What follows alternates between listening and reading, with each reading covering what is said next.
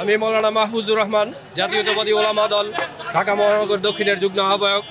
আজকে সেই আমাদের এই ছাত্রদলের এই মহাসম্মেলনে এসে আমাদের সেই পুরানো 90 সালের সেই স্মৃতির কথা মনে পড়ে যাচ্ছে। যখন আমরা ছাত্র ছিলাম, সেই এরশাদ বিরোধী আন্দোলনে আমানুল্লাহ আমান, খোকন এবং নাজিমুদ্দিন আলমের সেই ছাত্র সংগ্রাম পরিষদের মাধ্যমে যে এরশাদ স্বৈরাচার পতন ঘটিয়েছিল, আজকে আমরা সেই স্মৃতি মনে পড়ছে। আরও স্মৃতি মনে পড়ছে সেই হাসিনার বিরোধী আন্দোলনে আমাদের শহীদউদ্দিন চৌধুরী অ্যানির যেই ভূমিকা ছিল, সেই ভূমিকার জন্য আমরা গর্ববোধ করছি।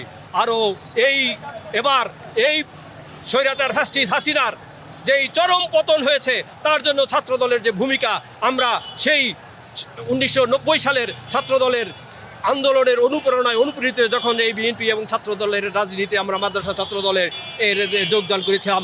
আমার এই মাওলানা গিয়াসউদ্দিন তেজগাঁও থানা ছাত্রদলের দায়িত্ব পালন করেছে।